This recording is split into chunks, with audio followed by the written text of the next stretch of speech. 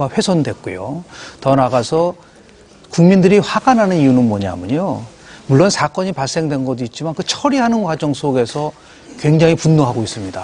그러니까 진보 정치가 수준이 이 정도밖에 되지 않는가. 그동안 진보 진영에서 과거의 보수 진영에 대해서 공격했을 때 과거로 돌아가 보면은 이럴 수가 없는데 과연 그런 의미에서 이제 개파라고 얘기하지만 본질은 저렇게 봅니다. 어느 정당이나 저는 뭐 이 통합진보당이든 다른 정당도 마찬가지지만 정당 내 특정 정파가 모든 것을 독식하면은 굉장히 불행한 사태가 올 수 있다는 것을 단전적으로 보여주는 겁니다.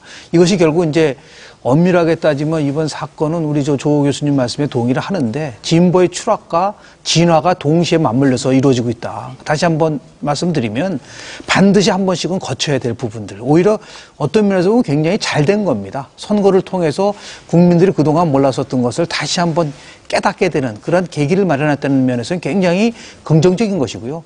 더 긍정적인 것은 이제 이것을 진보 정치가 어떻게 잘 수습해 나가는 과정에 따라서 발전할 수도 있고 퇴보할 수 있다라고 말씀드립니다. 국민들이 몰랐던 이라는 말씀하셨는데요. 네. 국민들이 뭘 몰랐죠?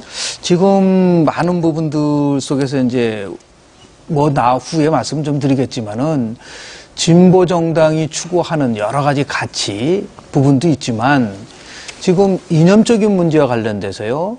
지금 뭐 이 사태를 처리하는 과정 속에서 당권파와 비당권파가 맞물려 있지만 네. 실은 그 핵심에는 또 뭐가 있냐면 이번만이 아닙니다. 실은 2008년도에 진보신당이 분당해서 나갈 때 그때도 여전히 민주노동당에서 이 자주파와 평등파라는 이 두 파가 갈등을 일으켰거든요. 근데 그 문제가 핵심은 뭐냐면 종북에 관련된 문제였었습니다. 이 문제를 해결되지 않은 상태에서 진보신당이 탈당해 나갔고 다시 이제 2012년 총선을 맞이하면서 진보신당의 일부 부분들 들어오셔가지고 통합진보당을 만들었는데 여전히 지금 통합진보당 내에서 핵심적인 문제 중에 하나가 이 종북 문제라는 것은 피할 수 없는 문제이기 때문에 네. 이에 대해서 많은 국민들이 이게 내부적으로만 있었던 문제가 아니라 이제는 아주 공론화되는 것으로 나타났다는 점에서는 우리가 한 번 더 주목해야 될 부분이라고 봅니다. 자, 그 종북 문제를 둘러싼 계파 갈등이다. 이렇게 정리가 될 수 있을 것 같은데요. 손 교수님. 예.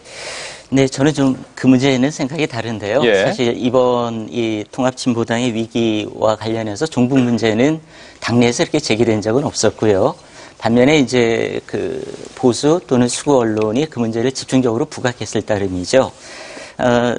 그 당내 계파 갈등인가 아니면 민주주의 원칙의 문제인가 이렇게 말씀을 하셨는데 뭐 다른 분들도 그렇게 생각하겠습니다만 저는 두 가지가 다 있다라고 생각을 해요. 네. 왜 그렇게 보냐 하면 저는 이번 사태가 통합진보당의 경우에는 불거질 수밖에 없는 문제가 불거졌다 이렇게 생각을 하고 있습니다. 왜 그러냐 하면은요. 첫 번째는 그 절차적 민주주의 문제인데요. 그래서 이제 아까 말씀하신 거에 따르면 민주주의 원칙의 문제이겠죠. 사실 이 통합진보당 그리고 진보정치 세력의 상당수는 그리고 또 지금 거의 뭐 마녀사냥당하고 있는 그 사람들은 80년대에 가장 군부 독재와 맞서서 치열하게 싸웠던 사람들이거든요. 그렇게 하면서 그 사람들에게 절차적 민주주의는 20대에게 크게 다가오지 못했던 그런 조직적 배경도 있습니다. 저는 지금 그게 뭐 지금 현재 사태가 옳다 이런 말씀을 드리는 것이 아니라 그 배경을 말씀을 드리는 거고요.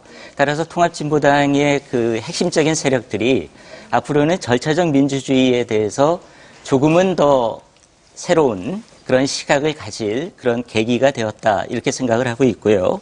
또 하나는 이제 그 사실은 이 문제에 대해서는 통합진보당이 통합될 때 과정에서 저는 상당히 실망을 했었어요. 진보대 통합을 누구보다 주장을 해왔었는데 지난해 9월에 저는 뭐 흔히 지금 당권파라고 지칭되는 사람들을 비판을 공개적으로 했었습니다. 왜 그랬었냐 하면 진보신당과의 통합을 앞두고 그 이전에 너무 조급하게 국민참여당과의 통합을 서두르는 모습을 보이더라고요. 근데 사실은 진보신당과 먼저 통합을 하고 두 당이 합의 아래 국민참여당 문제를 해결했다면 참 좋았을 것 같은 생각이 들어요. 그 문제가 이 문제가 왜 이어지냐 하면 서로 불신의 골이 상당히 깊어 있어요. 지금 이 선거 부정 또는 부실 문제와 관련해서 불거지기 시작한 것은 국민참여당 쪽과 옛 민주노동당 쪽이거든요.